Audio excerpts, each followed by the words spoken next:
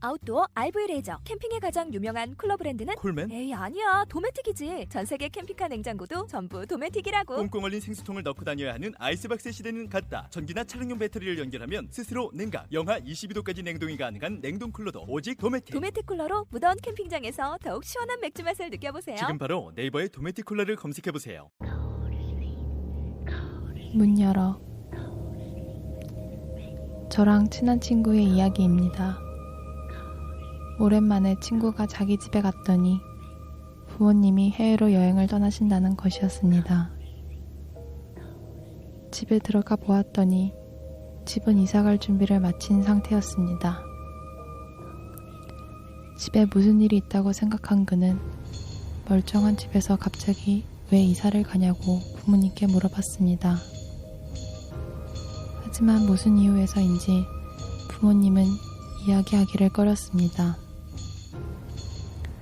이사한 지 몇 년 되지 않은 아파트는 입지 조건도 좋고 여러모로 괜찮아서 오랫동안 살 곳이라고 생각했기에 그는 더욱 의아했습니다. 부모님은 해외로 떠나기 전에 혼자 있으려면 차라리 다른 곳에서 자고 오라며 돈을 주셨습니다. 하지만 그는 대수롭지 않게 여겼죠. 집은 아파트였기에 문은 횡한복도와 연결되어 있었습니다.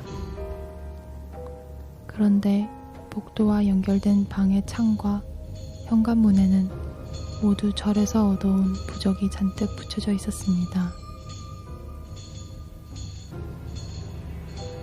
양쪽 옆집은 모두 이사를 간 뒤였기에 복도는 더욱 향량해 보였습니다. 그리고 그날 밤 부모님은 해외로 여행을 떠나고 집에는 그 혼자 남아 있었습니다. 집에 붙여진 부적과 부모님의 어딘지 모를 꺼림칙한 행동이 마음에 걸렸던 그는 잠을 자기가 두려워 늦게까지 TV를 보고 있었습니다. 하지만 쏟아지는 잠을 주체하지 못하고 방에서 잠을 청하게 되었습니다. 그리고 얕게나마 잠에 빠졌을 때 잠결에 어렴풋하게 누군가가 현관을 노크하는 소리가 들려오기 시작했습니다. 그는 졸린 눈을 비비며 나가보려 했지만 이 늦은 시간에 누가 집에 찾아오겠냐는 생각에 그냥 침대에 누워 있었다고 합니다. 그런데 잠시 뒤 들려온 목소리는 전혀 예상치 못한 사람의 것이었습니다. 현관에서 나야, 문 좀 열어줘 라고 말하는 목소리는 다름 아닌 아버지의 것이었습니다. 그런데 생각해보니 아버지는 이미 해외여행으로 외국에 나가 계신 상태였습니다. 즉, 지금 문 앞에 아버지의 목소리로 말하는 것은 결코 아버지일 리 없다는 것입니다. 겁에 질린 그는 숨을 죽이고 침대에서 이불을 뒤집어 쓴 채 가만히 바깥에 누군가가 사라지기만을 기다렸습니다.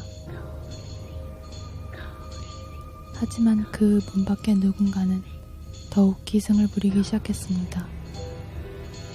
더 이상 말조차 하지 않고 노크 소리는 문을 두들기는 소리로 바뀌었습니다. 그리고 잠시 뒤 다시 목소리가 들려왔습니다. 나야, 문 좀 열어줘 라고 말하는 목소리는 다름 아닌 어머니의 목소리였습니다. 급해서 그래, 문 좀 열어줘 라는 소리에 그는 침대에서 이불을 뒤집어 쓰고 벌벌 떨 수밖에 없었습니다. 당연히 진짜 어머니라면 이곳에 계실 수 없었습니다. 어머니는 아버지와 함께 해외에 있어야 합니다. 다시 목소리는 사라지고 문을 두들기는 소리는 더욱 시끄러워졌습니다. 잠시 뒤 다행히 소리는 완전히 사라지고 정막만이 남았습니다. 그는 그제야 부모님이 이사하려던 이유를 깨달았고 그 누군가가 사라진 것에 이불 속에서 안도의 한숨을 내쉬었습니다. 그런데 바로 그때 잠을 자고 있던 방의 창문이 거칠게 열리는 소리가 들렸습니다. 그리고 그는 깨달았습니다. 그가 자고 있던 방은 복도와 맞닿아 창문이 복도 쪽으로 열려 있는 방이었다는 것을. 창문 바로 아래 침대에서 이불을 뒤집어 쓴 채 그는 완전히 굳어 있었습니다.